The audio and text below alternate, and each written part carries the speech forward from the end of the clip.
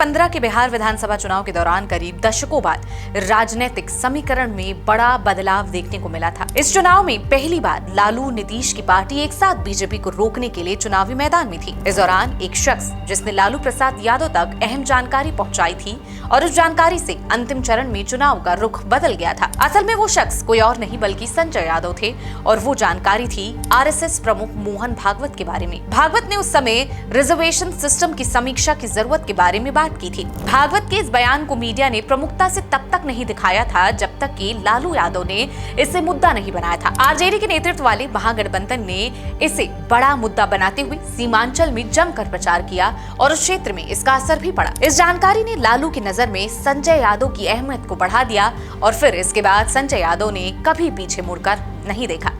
नमस्कार, मेरा नाम है निहारिका और आप देख रहे हैं जनसत्ता। लालू परिवार में टूट की वजह बनी संजय यादव का यूं बढ़ा था कद। साल 2015 विधानसभा चुनाव के नतीजे तब घोषित हुए तो इसका फायदा महागठबंधन को मिला हुआ दिखा। नतीजे वाले दिन भारतीय जनता पार्टी ने खुद को 91 में से 53 सीटों पर पाया। हालांकि सफलता काफी हद तक लंबे समय से प्रतिद्वंदी लालू और मुख्यमंत्री नीतीश कुमार के कारण थी, जिन्होंने बिहार में बीजेपी को सत्ता से बाहर रखने के लिए हाथ मिलाया। संजय द्वारा निभाई गई भूमिका को स्वीकार किया गया था। उन्होंने अंतिम चरण में महागठबंधन को फायदा पहुंचाने में मदद की थी। आरजेडी जेडीयू प्रशासन में तेजस्वी के डिप्टी सीएम बनने से संजय यादव बिहार के सत्ता के गलियारों में सबसे खास लोगों में से एक बन गए। इसके बाद से संजय यादव का कद पार्टी में लगातार बढ़ता ही गया।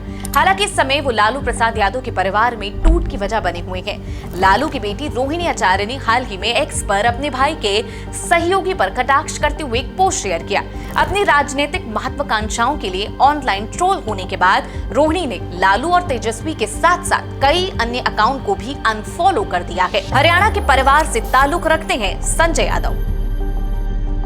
हरियाणा के एक राजनीतिक परिवार से ताल्लुक रखने वाले संजय यादव को तेजस्वी ने 2012 में उत्तर प्रदेश के पूर्व सीएम और समाजवादी पार्टी के अध्यक्ष अखिलेश यादव ने मिलवाया था। दोनों राजनीति और क्रिकेट में रुचि की वजह से जुड़े। चारा घोटाला में लालू के अदालती मामले लंबे खिंचने लगे तो 2013 में तेजस्वी ने राजनीति में उतरने का फैसला कर लिया। उन्होंने तुरंत अपने दोस्त की ओर रुख किया और उसे पटना आमंत्रित किया। संजय तुरंत मान गए। संजय के पास कंप्यूटर साइंस और बिजनेस मैनेजमेंट में मास्टर डिग्री है।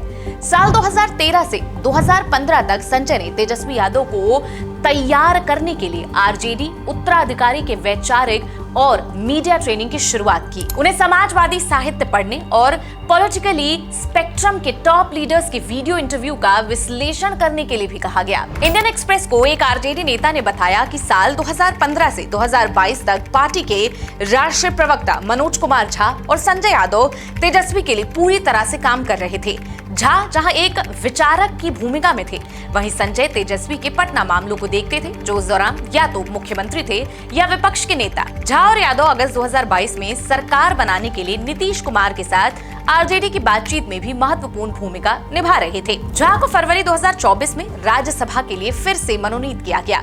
वहीं संजय यादव को भी उच्च सदन में एक सीट का इनाम मिला। संसद में उन्होंने लालू प्रसाद की सामाजिक न्याय संबंधी साख पर बात की है। रोहिणी आचार्य ने जाहिर की नाराजगी। रोहिणी की नाराजगी का कारण तेजस्वी की हालिया बिहार अधिकार यात्रा के दौरान एक फोटो शेयर की थी, जिसमें संजय यादव बस के आगे सीट पर बैठे दिखाई देते हैं, एक सीट जो आमतौर पर उनके भाई या पिता के लिए रिजर्व होती है। फोटो ने पार्टी में सांसद के प्रभाव को उजागर किया और लालू प्रसाद की बेटी को ये पसंद नहीं आया।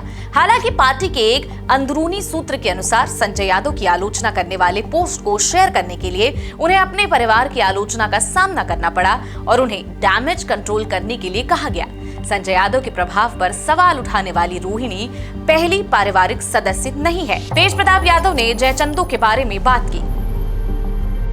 इससे पहले भी लालू के बेटे तेज प्रताप ने जयचंदू के खिलाफ बात की है और ऐसा माना जाता है कि ये कटाक्ष सांसद के लिए ही थे। मई में तेज प्रताप को आरजेडी से निकाले जाने के बाद कई पार्टी नेताओं ने निजी तौर पर तेज प्रताप के हाशिए पर जाने के लिए संजय यादव को दोषी ठहराया। एक पार्टी नेता ने एक्सप्रेस को बताया कि तेज प्रताप की बातों को शायद ही कभी गंभीरता से लिया गया। ये सच है कि संजय के पास अपार शक्ति है। चाहे कोई पार्टी नेता तेजस्वी से मिलना चाहे या कोई मीडिया कर्मी तेजस्वी का इंटरव्यू लेना चाहे, सभी अनुरोध उनके माध्यम से ही होते हैं। विपक्ष के नेता से मिलने का कोई और जरिया नहीं है। पार्टी में संजय यादव के एक आलोचक ने कहा कि संजय का यात्रा बस में आगे की सीट पर बैठना कोई सामान्य बात नहीं थी और ये दिखाता है कि वो कैसे सीमा लांघ रहे हैं। सांसद ने बस वाले प्रकरण पर कोई भी प्रतिक्रिया नहीं दी है। तो ये थी बिहार की राजनीति से जुड़ी हमारी खास रिपोर्ट। आपको कैसी लगी ये रिपोर्ट कमेंट बॉक्स में हमें जरूर बताएं। साथ ही इस पूरे मामले पर आप क्या सोचते हैं कमेंट सेक्शन में लिख सकते हैं। बाकी की देश दुनिया की खबरों के लिए बने रहे जनसत्ता के साथ। नमस्कार।